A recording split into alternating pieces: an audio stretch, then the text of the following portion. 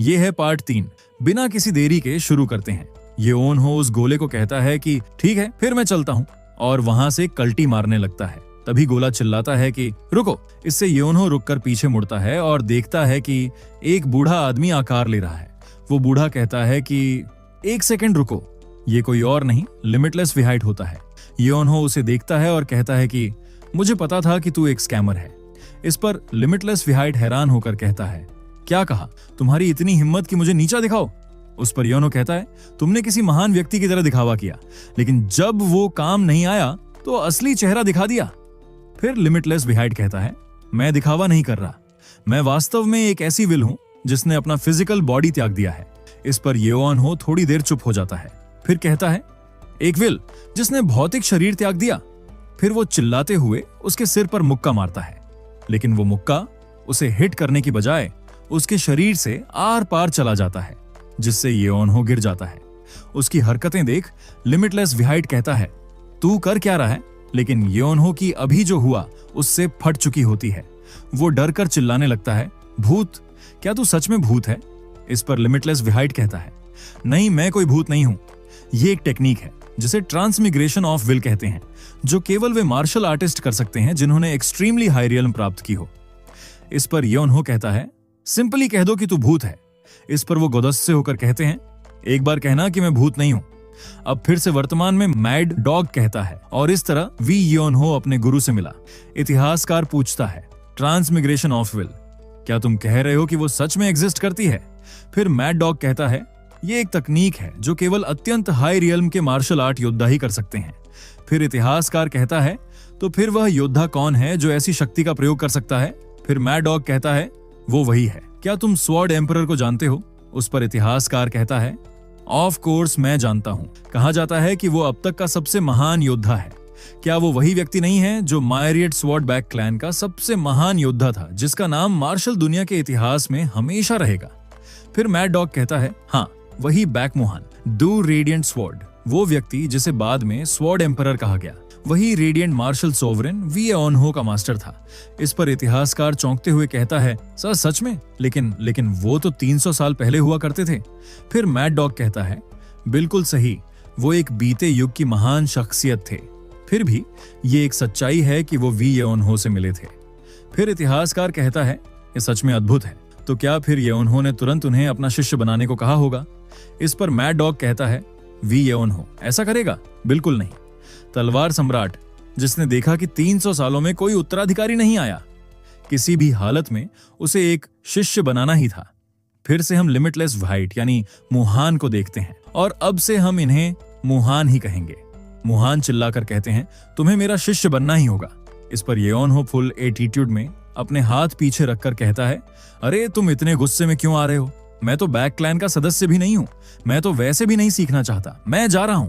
फिर मुहान गुस्से से कहते हैं तुम्हें लगता है मैं तुम्हें इतनी आसानी से जाने दूंगा? और वो अपना हाथ फैलाकर अपनी पावर से येओन्हो के सामने एक बड़ी पत्थर की दीवार खड़ी करके केव बंद कर देते हैं, जिससे येओन्हो हैरान हो जाता है। इस पर मुहान हंसते हुए कहते हैं देख रहे हो, ये एक पत्थर का दरवाजा है, 3.3 मीटर मोटा। तुम्हारी अभी की ताकत से इसे उठाना या तोड़ना तो दूर की बात है, तुम इसका सपना भी नहीं देख सकते। फिर उसके पास आकर कहते हैं लेकिन जानते हो, अगर तुम मेरी मार्शल आर्ट सीख लो तो इस पत्थर के दरवाजे को कागज की तरह काट सकते हो। इस पर येओन्हो थोड़ी देर चुप रहता है, फिर कहता है अब कोई चारा नहीं, और वो अपने कपड़े से कुछ निकालने लगता है। इस पर मुहान कहता है मैं कह रहा हूं तुम्हारी अभी की ताकत से तुम इस दरवाजे को काट नहीं सकते। और हम देखते हैं कि येओन्हो उस दरवाजे को अपनी तलवार से खुरचने लगता है।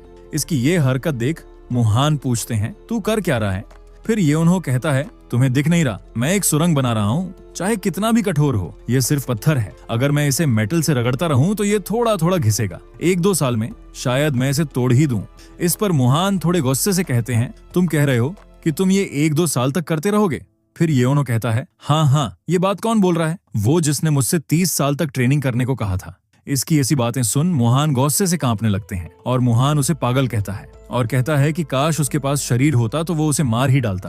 फिर येओन्हो के पास जाकर उसे कन्विंस करने की कोशिश में कहते हैं ऐसा मत करो, बस एक बार मुझसे सीख कर देखो, मैं वादा करता हूँ तुम्हें निराश नहीं करूंगा। येओन्हो उसकी तरफ बिना देखे ही कहता है मुझे कोई इंटरेस्ट नहीं है। ये सुन मुहान अपना गुस्सा दबाते हुए उसके दूसरी तरफ आकर कहते हैं ठीक है चलो, मैं किसी भी तरह तुम्हें 20 साल में बाहर निकलने लायक बना दूंगा। ये सुन योनो जमीन पर लेट कर कहता है, 20 साल? उफ, ये तो बहुत ज्यादा है। अगर 3 साल की बात होती तो शायद सोचता। इसकी ये बात सुन मुहान को बहुत गुस्सा आ रहा होता है, फिर भी उसे दबाते हुए कहते हैं, तुम कह रहे हो कि तुम मेरी मार्शल आर्ट सिर्फ 3 साल में सीख लोगे? अगर झांग सानफिंग भी वापस जिंदा हो जाए वो भी नहीं कर सकता। ये सुन योनहो उठकर कहता है, फिर हमारी बात नहीं बन सकती, और वो फिर से अपना सुरंग बनाने का काम शुरू कर देता है। इसे फिर से नकारता देख और उसके खोदने की आवाज से मुहान बहुत गुस्से हो गए होते हैं। वो बस गालियां ही बकने वाले होते हैं, लेकिन कंट्रोल कर कहते हैं, 5 साल, हाँ 5 साल, किसी भी हालत में मैं तुम्हें 5 साल में हेवेन के नीचे सर्वश्रेष्ठ बना दूंगा। ये सुन योनो उन्हें देख सोचने लगता है, 5 साल, हेवेन के नीचे ग्रेटेस्ट मार्शल आर्टिस्ट, ऐसी स्पष्ट अवस्था में विल का यूं जीवित रहना, मैंने कभी ऐसा कहीं सुना नहीं। शायद ये कभी आगे बढ़ा ही नहीं। इसकी आधी बातें जो वो कह रहा है वो सच हो भी सकती हैं। तो क्या वो सच में हेवन के नीचे का ग्रेटेस्ट मास्टर है? चलो जो भी हो, 5 साल ज्यादा नहीं है। हाँ, मैं भी इस मौके का इस्तेमाल कर एक मास्टर बनूंगा। फिर अपनी तलवार जमीन में गाड़कर कहता है, ठीक है मैं सीखूंगा।